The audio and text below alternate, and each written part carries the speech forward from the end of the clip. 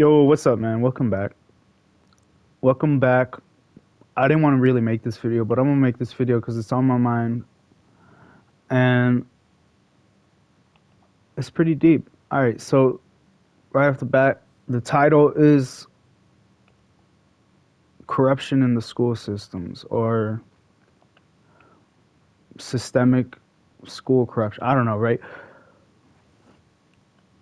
What I'm talking about today is pretty fucked up, but it's true. So I remember years ago, before I even worked in a school, I would see these reels about teachers, and they'd be like, "Oh, they they lose their enthusiasm for working in the school system, and they quit, they retire, or they change careers because of they see the systemic failures of the American education system, right? They see all the flaws, where it could be improved, and how it's nothing changes, right? I'm kind of in the same boat now that I've been working in schools for a few years, but not really. It's a little bit different in my case. So, I'm a behavior specialist. I work in schools in K through 12 programs, so kindergarten all the way up to high school, and I work in special ed classrooms. And I help the teacher and the students and whatever needs to be done in SDC classes, special day classes, or special education classes, right? Look at this, free diamonds for anybody in the community chest. Whoever watches this first. Ooh. And basically, I I also have a second job where I go into their homes and provide services in their homes. And what those services look like are like skill acquisition and behavior reduction. So we want to teach a skill to replace a dysfunctional or maladaptive behavior. So, for example, a kid might be hitting themselves to gain attention. We could teach the skill of like saying your mom's name to get attention, and it might seem really like basic to us because we're neurotypical, but to someone neurodivergent with a disability, it's a lot harder to do something really simple. Okay, so that's what I'm doing in their homes, and I'm doing much of the same things. Man, this fucking rain got me fucked up. Ain't no way, bruh. Ain't no way. All right, I'm gonna go mining because this is crazy. All right, so basically, man, I'm just gonna turn this down, dude. This is what the fuck.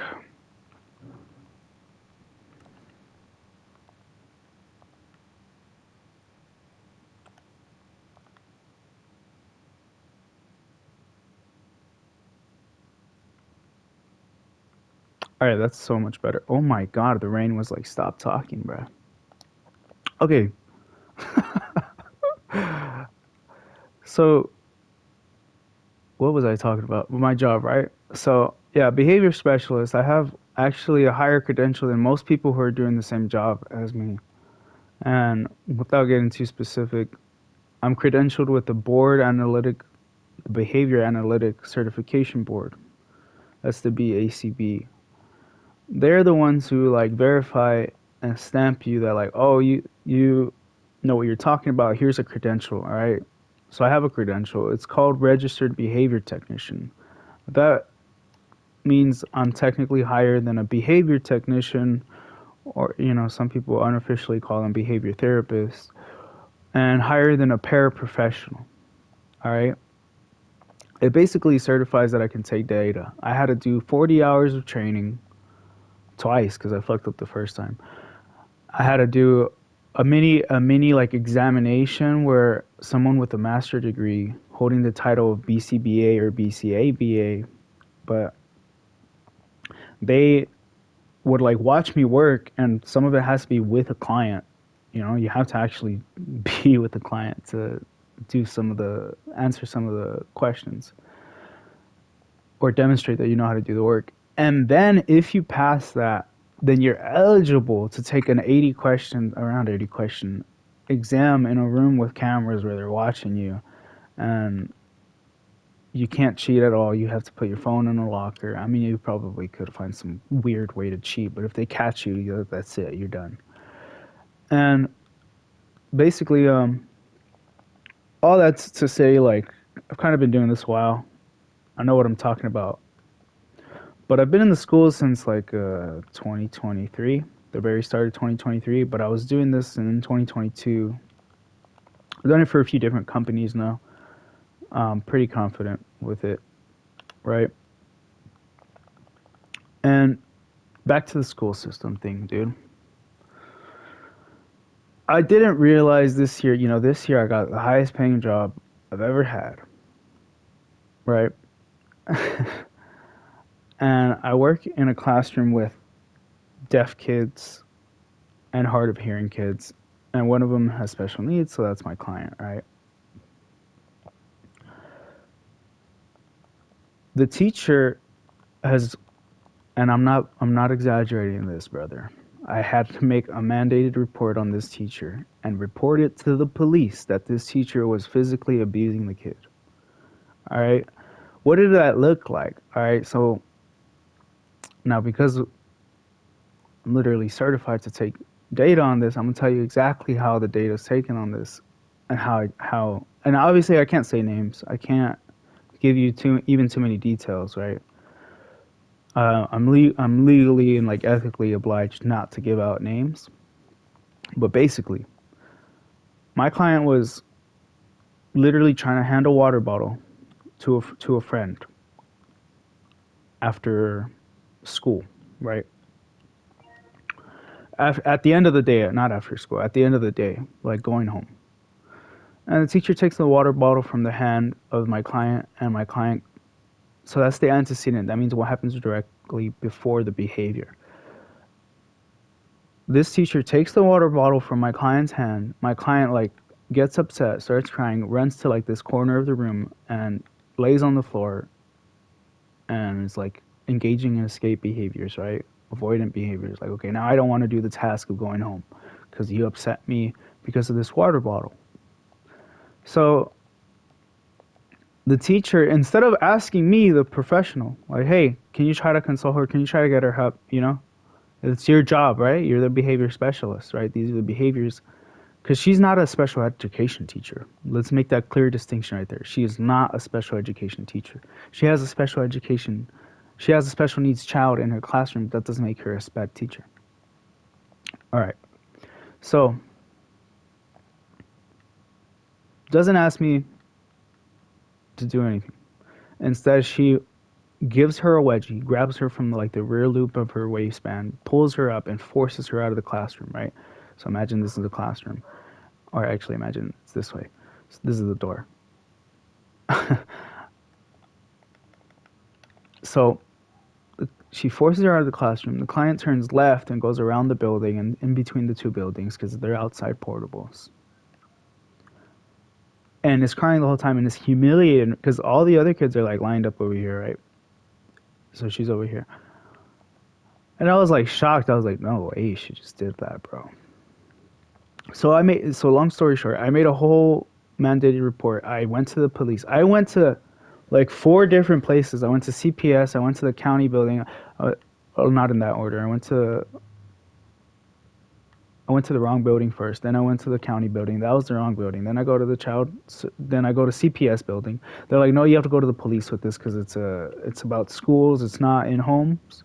So you have to go to the police. So I go to the police station. They're like, this station only deals with like documents for court cases. You have to go to a different police station. So I had to go to that police station just for them to give me a phone number that I was like, man, I could have probably just called in the first place. So I call and I make this whole report. And the dispatcher was like, all right, they're gonna call you. I guess my AT&T had like caller like random numbers blocked, so I didn't get the call. And I called back on Wednesday, and they're like, "Oh, there's no case. Like, I don't know. We don't know what you're talking about." So I was like, "What the heck?" Well, this was the dispatcher's name, so they gave me an incident number, and That this time I did speak to a deputy, and I explained to him everything. And he was like, "All right, well, we'll reach out to your agency and anything if you guys need anything. Let me know." And that's basically it. And since then, I didn't hear anything back from the police. Right? I emailed them again. Was like, "Hey, can I get an update on this?" They're like, "Oh, we're gonna send it to the chief of the station," and then I just didn't hear any update at all whatsoever. And what was really weird is there was no interviews at the school. Like, I've seen people and the principal at a different school and under a different district interview people over some like harassment case, some like racial stuff, and they interviewed like everybody. So I was like, "What? That's so weird that we wouldn't get interviews for something that seems like a lot more serious. Let's keep it real, than some petty." It was pretty petty, the other racial thing, but regardless, nothing happened to the teacher. Right? I ended up emailing my concerns and other concerns to the special ed director, like the principal special ed for that county.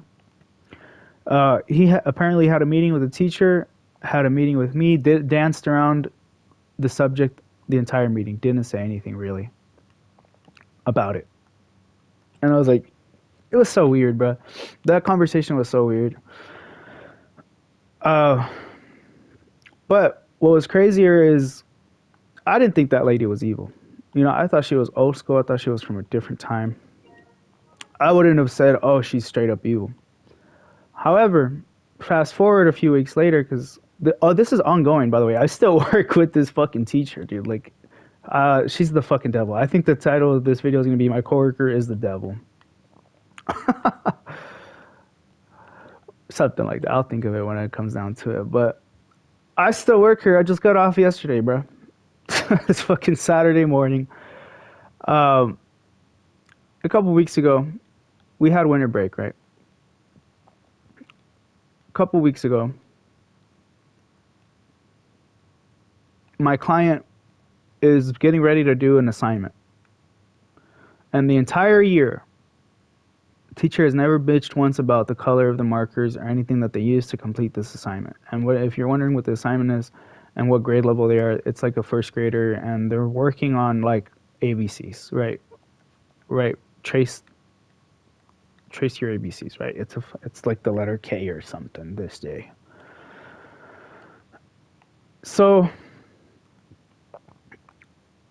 she goes to get a pink marker and the teacher's like, "Nope, I picked for you. I picked green. No, we can't pick our." And this is already a violation of the what's called a behavior intervention plan, a BIP.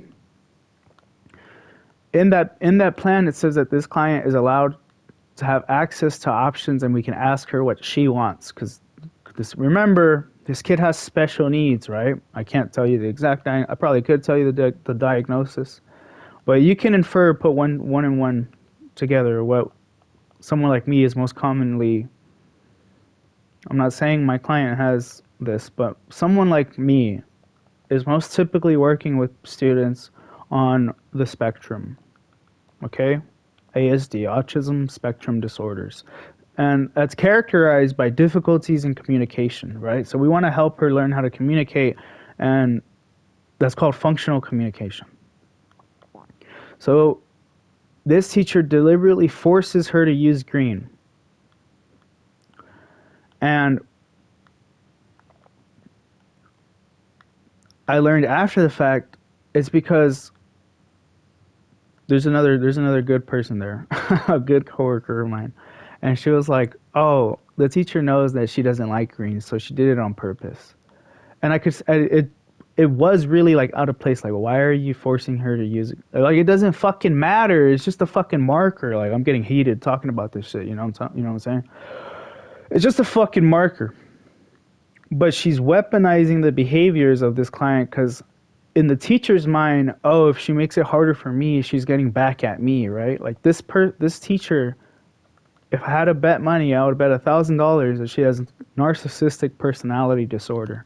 The micromanaging, the power struggles, the the abuse, like that's emotional abuse at that point, right? You're causing the students' behaviors. Are you serious? Like, it doesn't affect me. I've seen some crazy shit, right? I've been on some really, especially as a male, I've been on some really high profile cases. And then what that means is like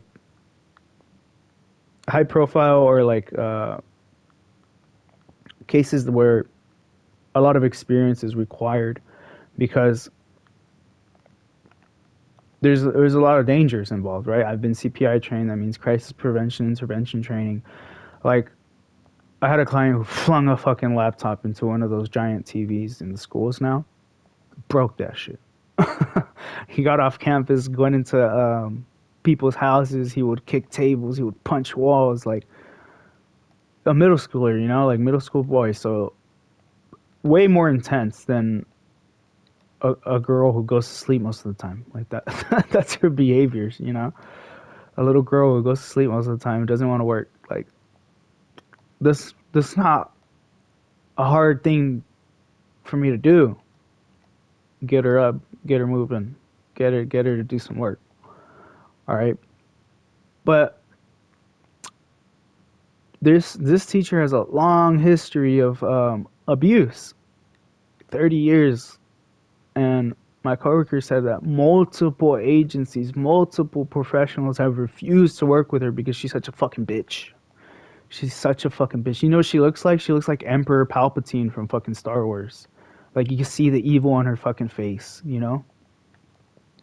And so she was telling me like every year she picks an adult and a student to pick on and then she constantly picks on them.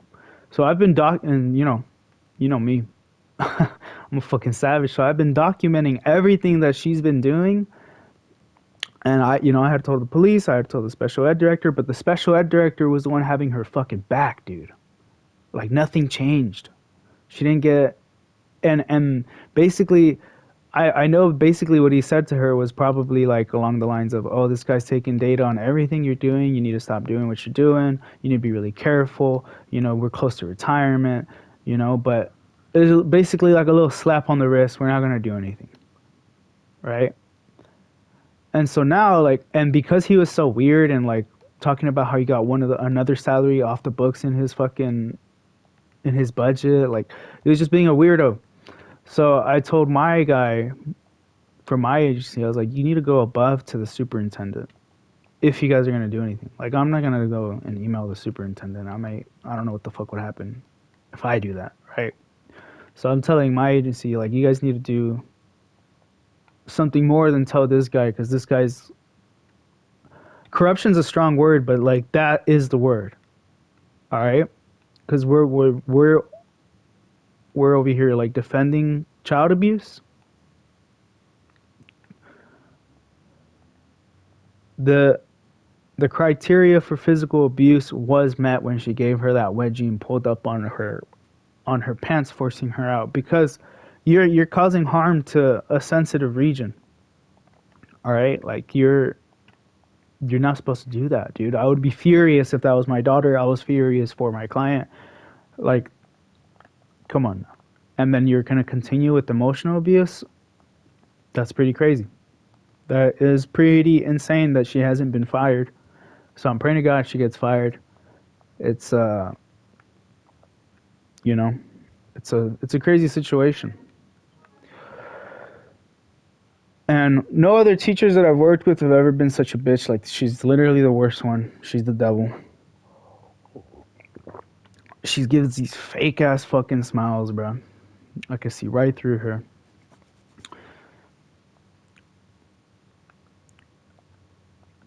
But yeah, man, I sent this long ass report with a bunch of screenshots that are time stamped in my notes app to my guy and suggested he go above to the highest levels of authority. And what the craziest thing is, she engages in these power struggles, man. These are like arbitrary rules that she has. Like, she has this stupid ass fucking rule, dude, where we, all the staff, like there's like five other adults in there, dude, cannot tie a kid's shoes. And they're fucking little kids, dude. They're the little ass kids, dude.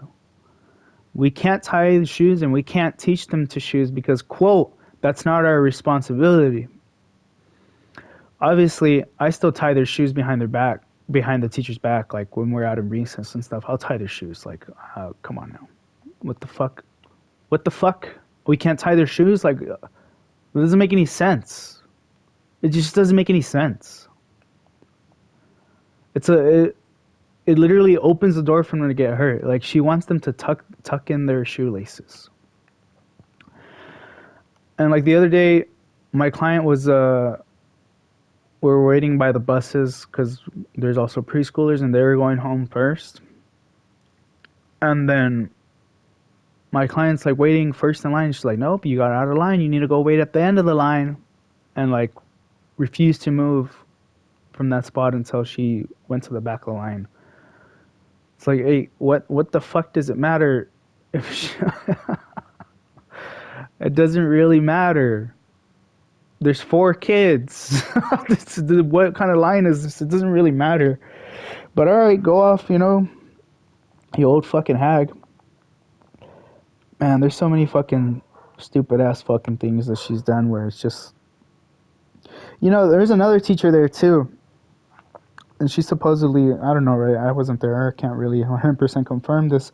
But I'm 99.99.99.99% sure because good people have told me. And I have faith in these people and I trust these people and I don't expect them to lie. They told me that this other teacher, some kid had their hand on the floor for some reason. She stepped on his hand like deliberately on purpose and then denies it. Of course, deny, right? They denied it when they had an investigation. And I was like, wait, what the fuck? They had an investigation? Why hasn't there been an investigation for what the fuck I have claimed, right? So it's pretty insane. Like, maybe it's just white privilege. Maybe she's got the unions with her on her side and she's just untouchable. I really don't know what it is. But yeah, man, that corruption is in everything, bro. There's evil everywhere. As sad as it is, you know. But I've never worked with such a evil teacher, bro. So fucking evil. I've never worked with someone who deliberately seeks to hurt the kids and the staff and then denies it and then, like, holy shit. But I see it as God preparing me for the future if this ever does happen again, that I'm prepared to defend my clients and defend the right and the good in the world, bro, because I could have just shut the fuck up, like, and said nothing, and I would still be in her good graces and not have to worry about, like, oh, now they're fucking they're turning against me, making my life harder by, what's funny is they're recording they're recording data on her on my client, even though I'm the one that's supposed to take data, right? And then they're not even taking the right type of data. They're just taking they're just doing like little notes, like, oh, she's eating lunch, oh, she was sleeping more. Like, that's literally not continuous or discontinuous data. It's just bullshit. Fucking notes. I don't know if they're trying to make me look bad. Man, they're looking for anything. Like, I was late yesterday, and she was like, "You're late," and I literally just laughed at her. I was, and she gives me this big ass fake smile. She's like, "And I know your agency already talked to you." Like, no, they didn't. I talked to them. They know you're a crazy bitch. And now after the text I sent yesterday, they're gonna be like, "Oh no, this bitch is really crazy." Oh, she put her hands on me, bro. I kind of glossed over that. I was trying to wake up my client yesterday. I was being gentle, because obviously the client has sensory needs, and she was like, "With deaf people, you have to be rough. You can't just tap them." Like, as my coworker my other coworker perfectly put it, as if being deaf means you can't feel. So she taps me and then taps me hard as fuck, and I don't know what the fuck. I think she's like trying to set me up. So like, if the client has a bruise, like, oh, he's been. I don't know what the fuck is wrong with her, bro. Well, I do know. I can actually quite clearly see it because of my psychology background. I was the type of fucking college kid who would not even take notes. I was so into psychology, I would study it on my own in my own free time, and everything just was intuitively making sense. So at some point, I just stopped taking notes and just focused really hard on what the professor was saying, and I would get straight A's. I would get the top scores on exams, not cheating and shit, just fucking being a savage. So I can quite clearly see that this person has narcissistic personality disorder, right? They're in an ego consciousness, right? Any little slight, any little objection, any little thing that you might say is an argument and is a challenge on her and her credentials and her master degrees that she got fucking 50 years ago and hasn't updated. And what's the craziest thing too is when I first got there, I showed up in a fucking trench coat, suit pants, professional as fuck, MOG. She was like, "Oh, I don't know anything about ABA." And if you don't know what ABA is applied behavior analysis, right? Like we're taking data on the behavior and we're formulating plans to deal with these behaviors and strategies that will ultimately change these behaviors. And I've seen it in myself and I was like, "Oh wow, this is the power of ABA." I've seen the ability in me to teach and facilitate skill acquisitions in clients, right?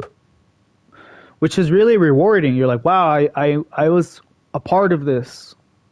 I wasn't the whole reason, right? But I was a part of being able to help a client, a little 4-year-old, say his own name, say my name even, right? Like when I first started with him, he didn't say anything.